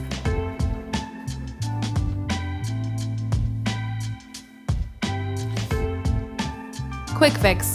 Influencers love it. Yeah, so this is kind of a following project on the scratch tickets. This is a first version. I always make like multiple versions of my work. While I'm creating, I see the mistakes or when it's finished. So it's like not finished.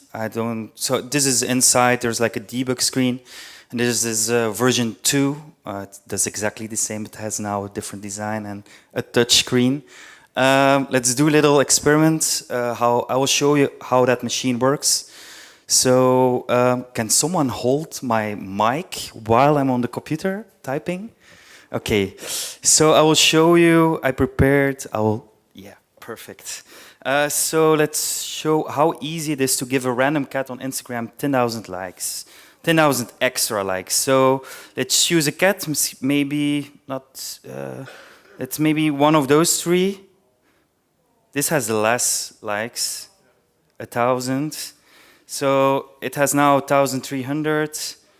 And okay, I prepared something for tonight. So this is a little program that is exactly the same as Quick Fix.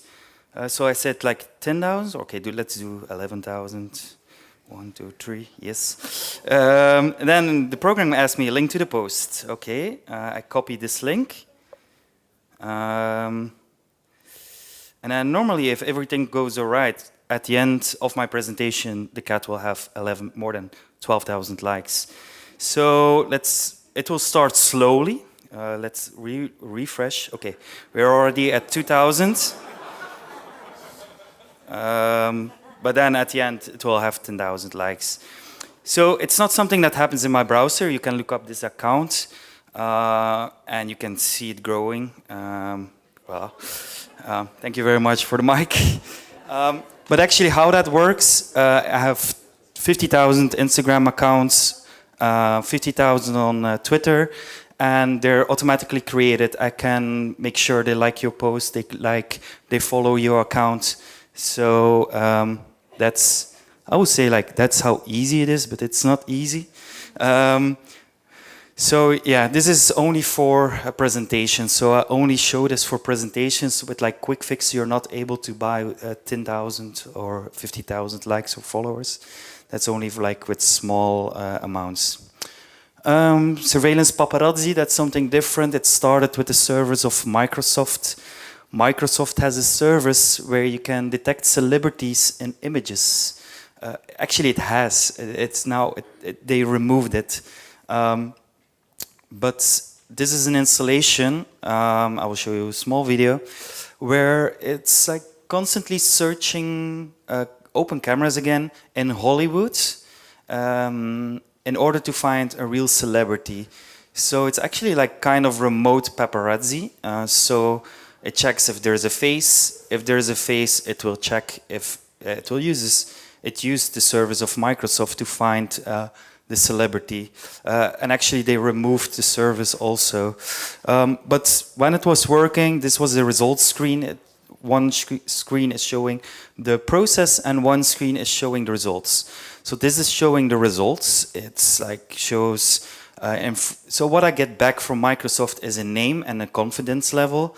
And then the results screen is showing more information from Wikipedia. So then it's like showing the first sentence from Wikipedia and an image.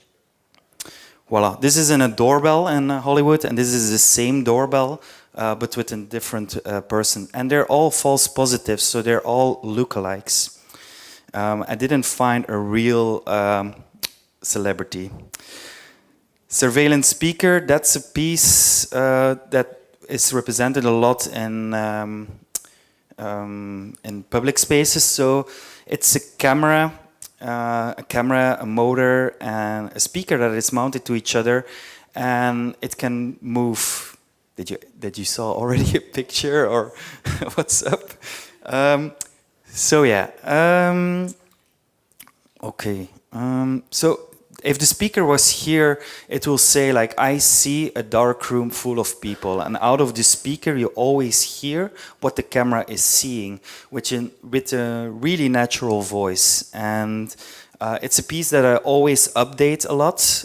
So there's always new technology out there, new computer vision, new text to audio.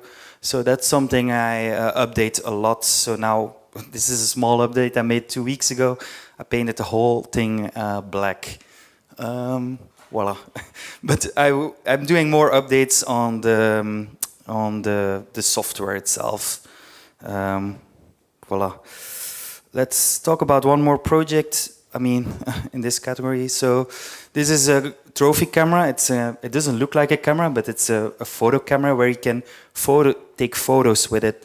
And it will only make award-winning photos. So first, I trained a neural network that can recognize award-winning photos. So if you take a photo with the camera, with the trophy camera, then it will say like, hey, this looks 40% as a World Press photo. If it looks more than 90% as a World Press photo, it will upload it to a website. So you can select your award you want to win. But if like a lot of like World Press photos are taken at war zones, so this is an award-winning photo that the trophy camera took. It has some, like a lot of World Press photos, there's a lot of weapons in the photo. So if you act like you have a weapon, you have a higher chance to get selected. Voila. Another project, it's called Die With Me, and it's my first app I developed, and it's an app which you can only use when you have less than 5% battery on your phone. If you have less than 5% battery on your phone, you can use the app and you end up in a chat room with other people having less than 5% battery on the phone. So you can see each other's battery state. It's one public chat room, and a lot of people are chatting really fast. There's a lot of spelling mistakes. And it was so hard to get it in the Apple App Store. Like for months, they ignored it. And this was the reason. They always like, we found the usefulness of the app, blah, blah, blah, blah. And that was so hard to get it in the Apple App Store, to get it approved. And on my birthday, they approved it, so I launched it, and the app went immediately Low viral. battery, no problem. You can still chat it up. I've got just the app for you in tonightsdaily.com. So a lot of people shared it. It was on a big blogs. A lot of YouTubers talked about it. Yeah, that was super cool to see. I won a few awards with that, or even the Wall Street Journal, and then it was the #1 in the Apple App Store for more than 2 weeks in the category paid. So it also became sort of my job. A lot of people starting to copy it. After a week I launched it. So the first copy was called Die With Me. It's exactly the same name. I sent those guys an email like, hey, remove it in 24 hours. Otherwise I'll send you my legal team. I didn't have a legal team at the time, but it sounded just really cool. They didn't remove it, but they changed the name from Die With Me to Live With Me. And then all those are all copies. Some even have the exactly same design. In exhibitions, I don't like to show an app, but like with this, I showed it with the neon lamp, and next to it you have the chat room. Sometimes I update it, so now you can be verified. You don't need to pay €8 or €9 a month, but you can be verified. And you also, I call it the 5% update, so now you can pay €5 in the app, and then you can start using it from 10% battery instead of 5% battery. On Black Friday, I doubled the prices, so it's twice the amount of money you pay, and it's my best-selling day every year. I'll skip a project, otherwise I'll go over time. Maybe I can try to explain it in one sentence. So it's a kind of a machine that always shows a sunrise, sunset, real time, with the help of open cameras. I will go short about this. This is Short Life. It's my first product, and it's kind of personal because it's called Short Life, a clock to remind you that life is short. And you can order it through my web shop, and what it shows is it shows how much % of your life that is already completed based on your life expectancy in your country where you've been born.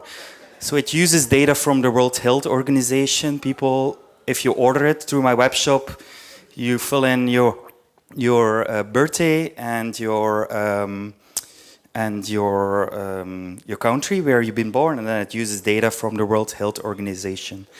Voila. Let me skip one more project. Okay, this is one of my latest. It's called the Flemish Scrollers, and I made a small video about The Flemish this. Scrollers is an art installation tagging Belgian politicians when they use their phone on the daily live streams. This is how it works. Every meeting of the Flemish government in Belgium is live streamed on a YouTube channel. When a live stream starts, the software is searching for phones and tries to identify a distracted politician. When a politician is too long on the phone, a video of the person is then posted to a Twitter and Instagram account with the politician tagged.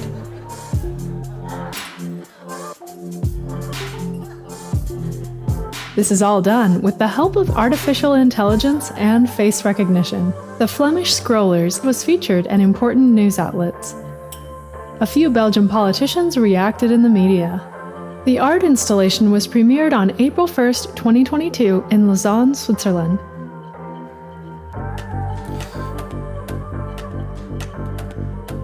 Please stay focused. Yeah. So for me, it was also important to show the hardware behind everything. So first I made the software, and then later I made this, it's a custom server rack, where you can see the whole process, how it happens. It makes a lot of noise. And actually, this is the picture that a lot of people shared. This is how the tweets look like. And actually, the day after I launched it, some things changed in Belgium. So the day after I launched it, they started to film the meetings differently. Like before, they filmed it from far away, the live stream, and now, the day after I launched it, they started to film it from really close. or only the person that is talking. This is one of my latest projects of last year. It's called Border Birds, and I made it together with my sister. She's a photographer, Bieke, and it's actually a series of photos of birds that are crossing borders. So first I found open cameras that are protecting borders of two countries, and then I used object detection to detect a bird. So if a bird is crossing the borders, it will take a picture, and I sell them in this photo frames, and half of the profits goes to the Red Cross that helps people crossing borders. This is a project of exactly a year ago. It's called The Follower, and it's a video, and it's again using open cameras, and it's also about social media. So at one side you see an Instagram photo, and at the other side you see how that Instagram photo was taken with an open camera. So yeah, I used Instagram. So I used first an open camera, recorded it for a few weeks. At the same time, it was saving images of that location on Instagram. And then the hardest part was to match them up, to find that exact moment. So it's like 8 minutes of people posing. So I published this video on YouTube. And I got so many reactions of that. A lot of people checked out the video, and even like Meta sent me a personal email like, hey, we're not so happy with what you've done. We want to have a video call with you. Voila. Let me... yeah, even the Wall Street, the New York Times did an article about this. They were contacting Meta, asking for a reaction. They also went to my place to interview me. And also visit the locations of the cameras, if that's legal or not. And then one of my latest projects is currently in Rotterdam, and it's called Recharge. It's a seat where you can lay down and relax. And next to it there's a little table, and on the table you can charge your phone. But you are only able to charge your phone if your eyes are closed. So there's a camera tracking your eyes. And I think there's something really poetic about this, like you charge yourself by closing your eyes while you're charging your phone and to get back on the internet. So this is my latest project. This is a bit how it technically works. Yeah, thanks for listening. And I will go back also on the Instagram post, but thanks for listening.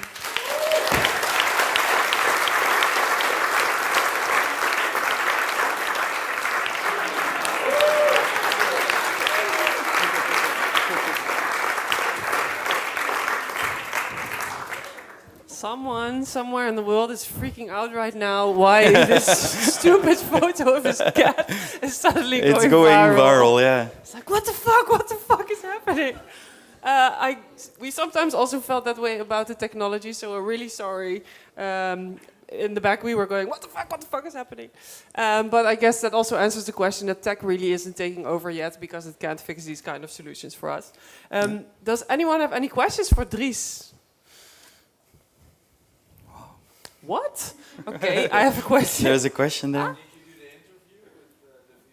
Yeah, did you Very do the good interview question. with Meta?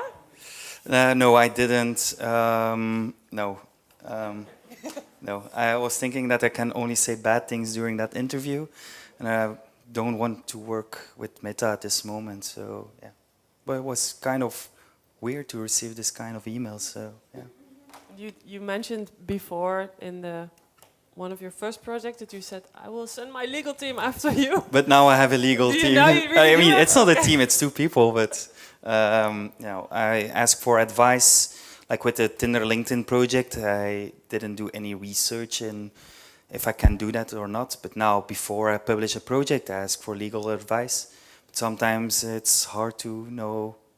Yeah, they sometimes also say like we have no idea. This is kind of a gray zone, and then it's like sort of a risk analyst. Like, okay, you can present it this way, then it will be more legal. But yeah, yeah. Does anyone else have a question? Yes. Where does your humor come from? And also, I have no idea.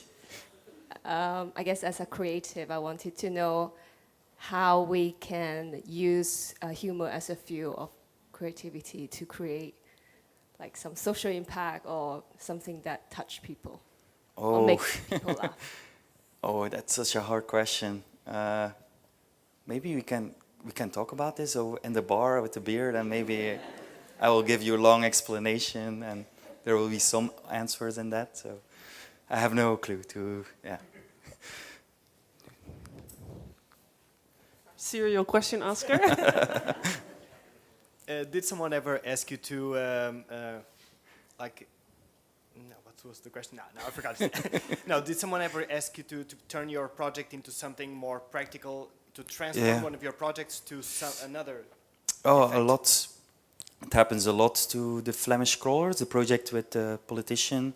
So a lot of people from outside the country ask me, hey, can you do this for my government?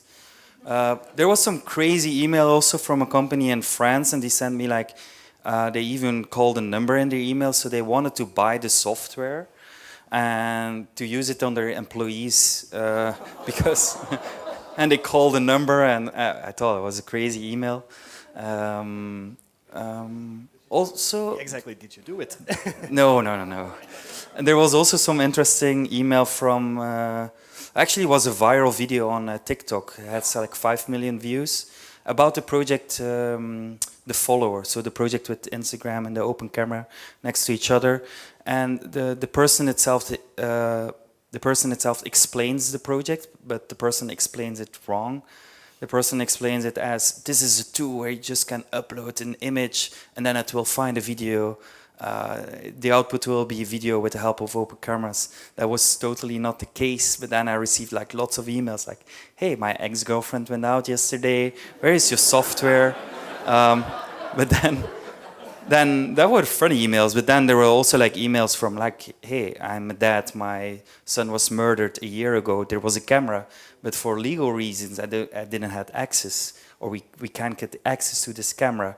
And then those are the emails I reply, like, okay, I can only do this with this specific kind of cameras, and I can't go back to a year ago. But yeah, a lot of like people, I publish it as art, but a lot of like companies see a practice in that. But yeah, why not? I mean, yeah, sometimes it's good, but sometimes not. Okay. Very cool. Say your legal team was so good that you didn't have to abide by any laws. Would there be one dream project that you really want to do, but you can't simply because it's illegal? I have to, yeah, I want to have my project as legal as possible. No, I think most of the ideas that I come up with are still okay, not are legal. So I will not go crazy. Yeah, nothing at the top of your head. So no, that's good. Okay, no, not today. Final question. Where do you find inspiration? Very good question. That's a difficult question also. But I have this tactic where I note a lot on my phone. And random thoughts, random ideas, bad ideas, good ideas. And then what I see is that I combine like 2 bad ideas with each other, or 2 good ideas are a really good idea. So I like to combine sometimes thoughts from 5 years ago with something that I came up with yesterday. But sometimes it's there for years. For example, for Die With Me, it was noted a lot in my phone. It was noted in my phone as a thought because I was not able to find my hotel in Copenhagen because my phone died. And then I had the idea, okay, let's create an app which you can only use when you have less than 5% battery. But then that was for years in my phone, but I didn't find a solution. I was really like, okay, what does that app needs to do? Like maybe I was really thinking in games and dating apps. But then one day, like, okay, it can be just a chat app. And then it's like, then I work, and then I start working. So it's like combination of thoughts, ideas on my phone. Thank you very much. Please, one last round of applause for Dries.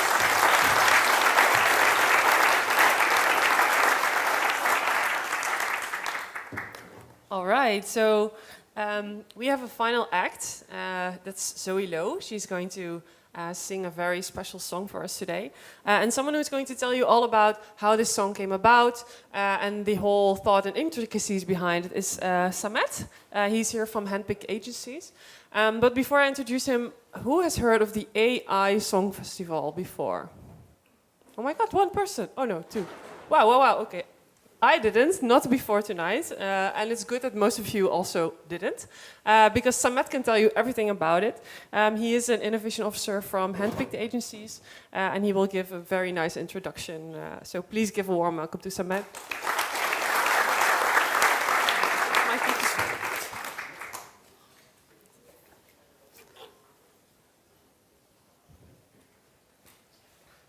All right.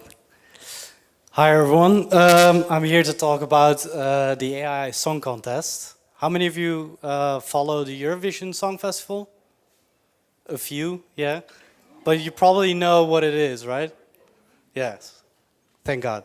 So, the AI Song Contest is the AI version of the Eurovision Song Contest. And I'm here on behalf of my team. Our team is a group of musicians and technicals, all collaborating on this, that collaborated on this song, on our AI song. So Zoe is going to sing, but it all started with Dennis van Leeuwen. He's a guitarist from Kane. He came to our office and I was giving him an hour-long presentation about inspiration, basically.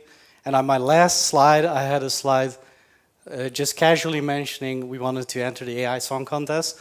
And that's where it all started. He said, call me in a week and we'll talk about it. And he brought all the other people together, and I was responsible for the technical side of it. And I want to talk you through what it means to generate a song with AI.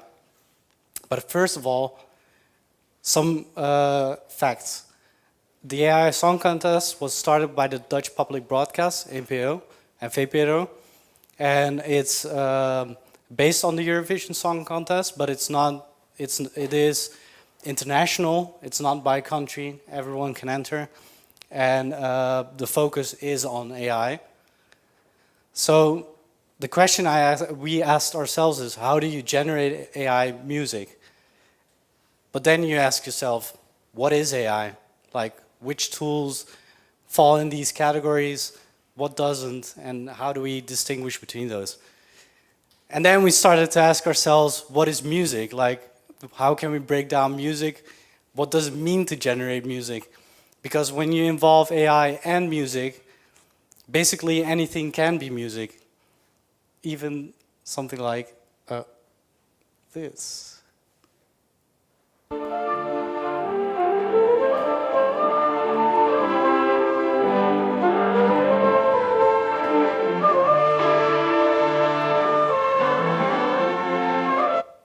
Like, we can all agree it is music. Is it good? It's subjective, but it is music. So for this project, we had to set some ground rules. The first one is we do not do things by gut feeling. Like, it is, for musicians, it's really easy to rely on years of experience. And for us on the technical side, it is really easy to rely on our experience. We said no gut feeling, everything has to be backed by data. And used AI in the process. So, and we also said it actually has to sound good, because it is really easy to say, well, it is what it is because we used AI. It actually has to be a song that you would listen to in the car, that you would hear on the radio. And it should be Eurovision Song Festival worthy song, so it should be able to enter the actual contest. Those were the ground rules.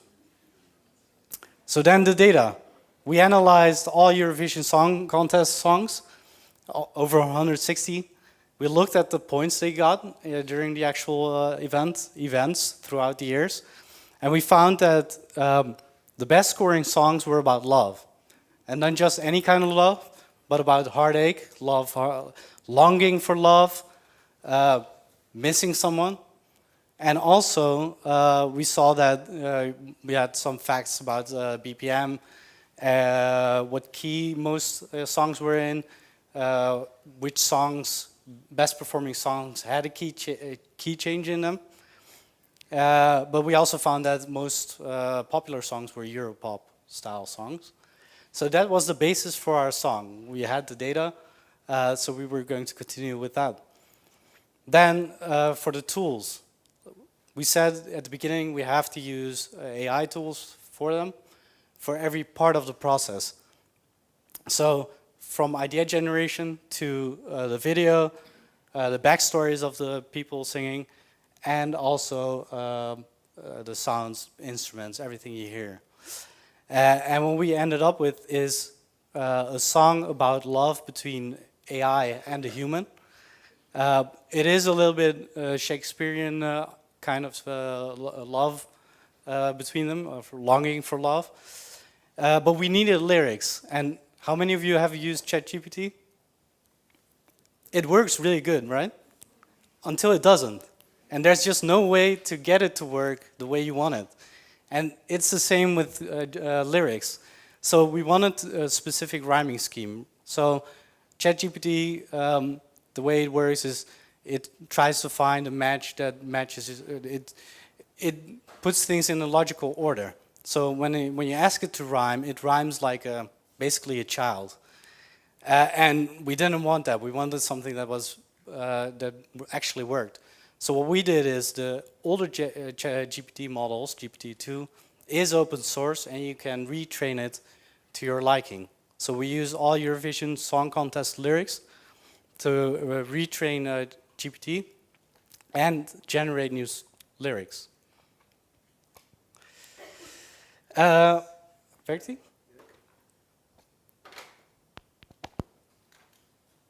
Kan ik gewoon verder? Okay, I can continue. So that was for the lyrics part. We ended up with really good lyrics, but then we needed a voice. And for the voice we used, I've been programming for 20 years. I've been trying to clone voices for the last 6, and it's really, really hard. It has gotten better, but trying to get, so text-to-speech works great. Text-to-singing voice was a really challenge. But we ended up with a system that actually works, and I'm gonna give My you a circuits process, data they churn. For the warmth of true love, I deeply yearn. So on itself, it sounds a little bit bland, but if you add a human voice to it. How would you touch me if you had a heart? Would you hold me tight? How would you touch me? So then it starts to sound like a song. Let me fall apart. Yeah. And for the video, we use Stable Diffusion. You can train it with data. You can use something called a control net. So we had someone that's a choreographer make a video, and we transformed that video into a music video by replacing the actual video. And what you see here, on the left you see the actual video, and on the right is the generated version of that video.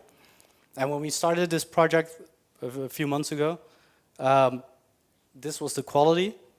And the quality we get right now is Ultra HD. So these are also images I've generated with the same technology, but just due to time and the information that we get, the quality is a lot better nowadays. And on the final slide, why did we do all of this? The most important part is we all see our industries changing, right? We see the impact that AI has on our business, but also in the music industry. Like we already see what ChatGPT did for marketing, for text, and it is going to eventually happen in the music industry, even though some parties are trying to stop that. So the impact is going to be big, and these musicians wanted to be at the forefront of it, see what kind of output you can get, and actually embrace that AI in that musical process so that they can work faster, better, or create more unique sounds. And on my last slide, I have a little favor for you guys, because we are one of the 10 finalists for the AI Song Contest. We are going to Spain to the final, but there is also public voting. So there's a public, there's a jury voting. We could get an award for that, but we also get an award for popularity. So if you'd like to vote, I would be very grateful. Thank you, guys.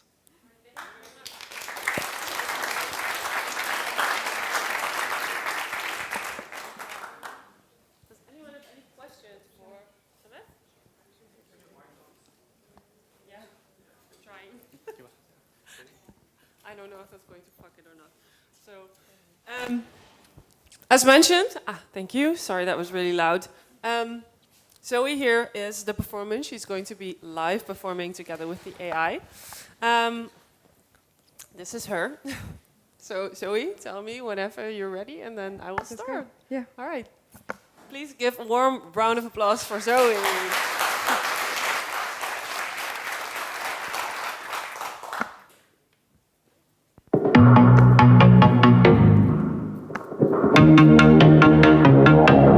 How would you touch me? If you had a heart, would you hold me tight? How would you touch me?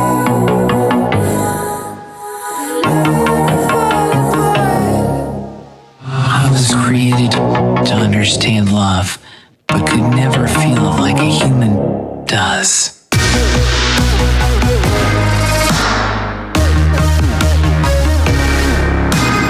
My circuits process, data they churn. For the warmth of true love, I deeply yearn. Can love be real between us?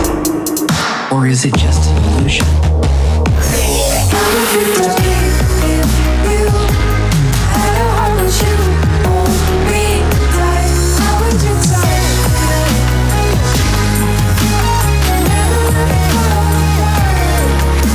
You don't have skin, but you do have a mind. You're not from this world, but to me, you're one of a kind.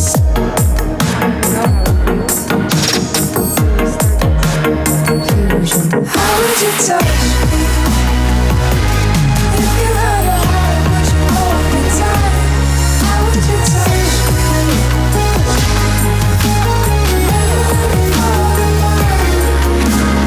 Love between AI and a human. As we hold on to each other.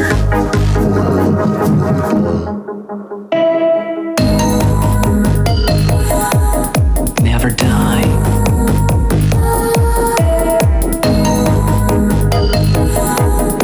Never die.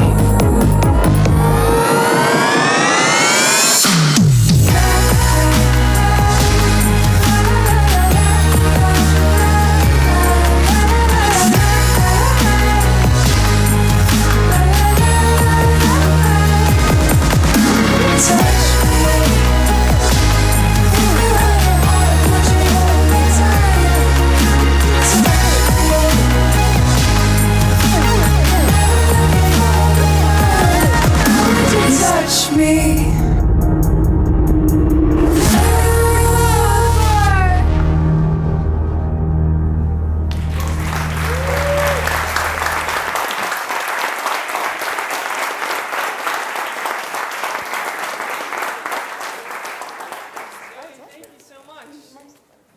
So again, the QR code, so now you actually know what you're voting for. Thank you everyone so much for joining us tonight. I hope you had a lot of inspiration. Thank you so much for all the feedback, for all the questions. All of the speakers will be joining us at the bar in just a little bit. Thank you again to all the sponsors. And if you liked what we did here today, we could actually really use some more volunteers. So if you feel attracted by, not me, but by this event, please find someone who is wearing a Digital Wednesday shirt. Just pull them on their sleeve and say, hey, I want to help out. How can I do that?